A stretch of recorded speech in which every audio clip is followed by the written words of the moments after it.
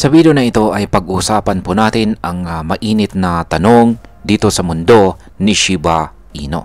At ang tanong na ito ay aabot ba talaga ng $1 or $1 na presyo itong si Shiba Inu?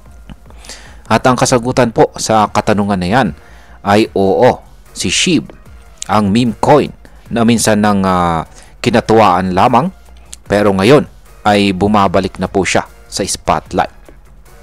Mula sa pagtaas ng presyo niya nitong July 2025 hanggang sa pagpasok po ulit niya sa tinatawag na Trillionaire Club, maraming mga trader ang nagtataka.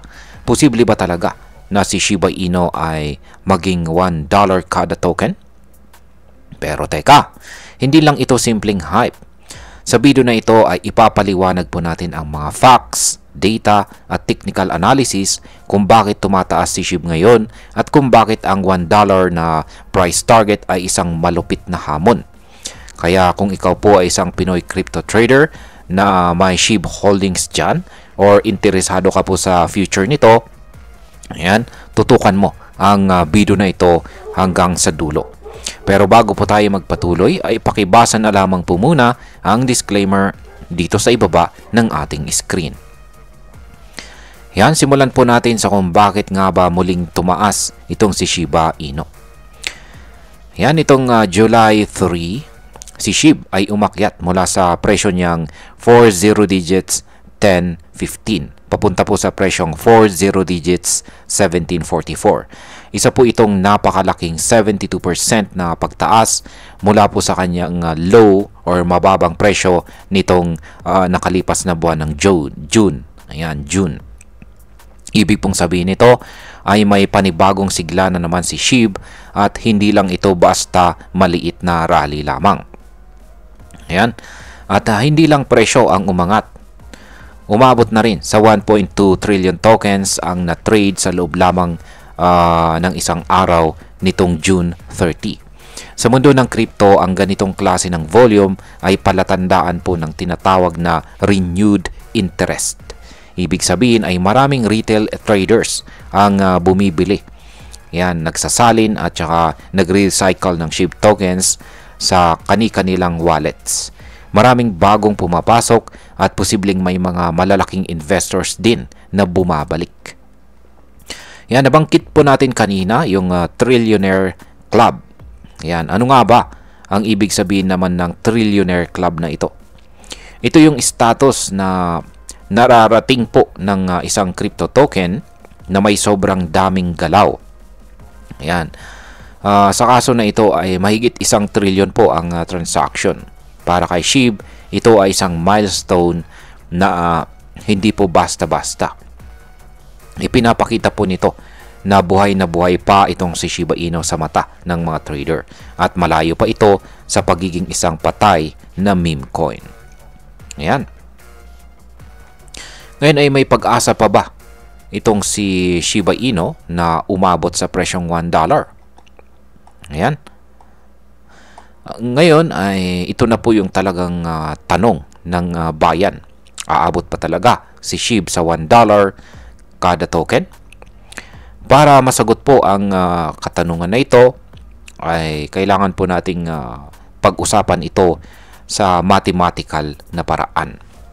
Ayan. Sa kasalukuyan, ang supply po ni SHIB ay nasa 589 trillion tokens. Kung gusto po nating makita si SHIB na maging $1 yan kada isa, ang kailangan po ay ang kailangang market cap po, ang kailangang market capitalization po ay $589 trillion. Yan, oo, tama po ang narinig ninyo. Kakailanganin po ni SHIB ng market capitalization na umaabot sa $589 trillion. At higit po yan sa kasalukuyang buong market cap ng lahat ng cryptocurrencies na nasa humigit kumulang $2.4 trillion lamang.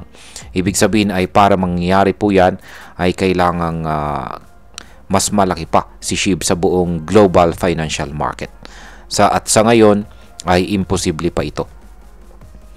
Ngayon is may pag-asa pa bang umangat si SHIB kahit hindi umabot ng $1?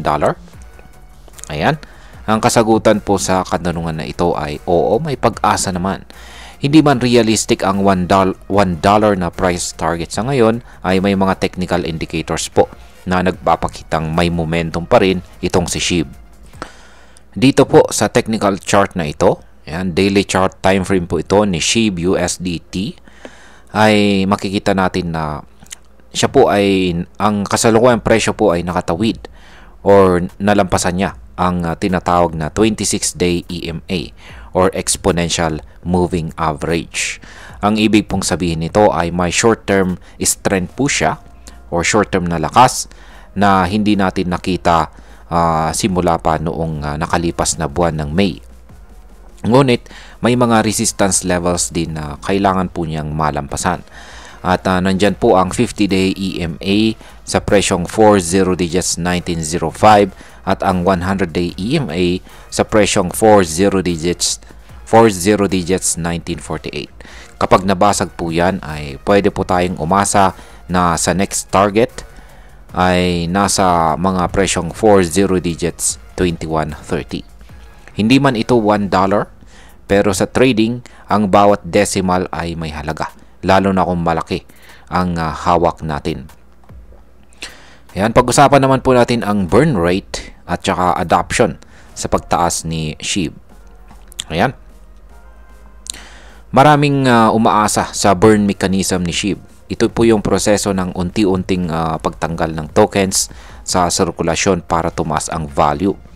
Pero ayon po sa analyst, kung sa kasalukuyang burn rate lamang, aabutin po tayo ng daang taon bago maging epektibo ito sa laki ng supply. Ang mas realistic po na driver ay ang value ngayon ng actual adoption. Kapag ginamit po si SHIB bilang pambayad, reward system o bahagi ng DeFi projects, dito po tayo makakakita ng mas matibay na utility. At habang gumagalaw po ang altcoin market, kasabay ni Bitcoin at Ethereum, may pagkakataon po si SHIB na sumabay sa mga bull runs. Ngayon ay may epekto ba ito para sa atin bilang mga Pinoy crypto traders at investors? Siyempre meron. Para sa atin bilang mga Pinoy na naghahanap po ng small cap coins na may potensyal, si Shiba Inu ay nananatiling popular dahil po sa mababang entry price at saka hype driven na kanyang nature. Pero mahalaga po na maging realistic tayo.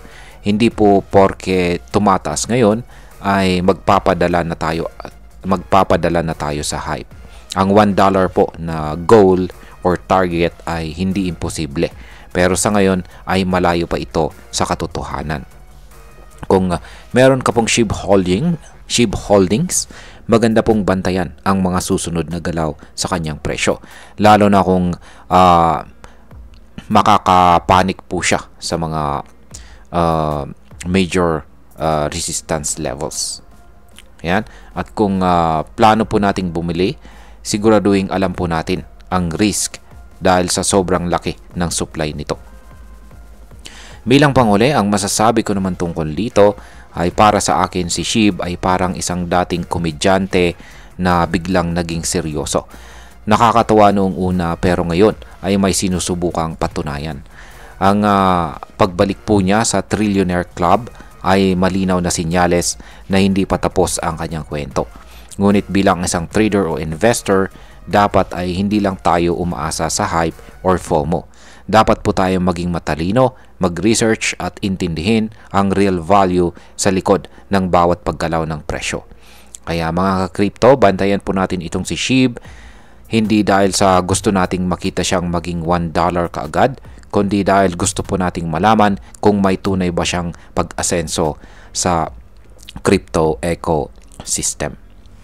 At ayun, hanggang dito na lamang po tayo sa video na ito mga ka-crypto. Marami pong salamat sa panonood. Ingat po tayo lagi at God bless po sa ating lahat.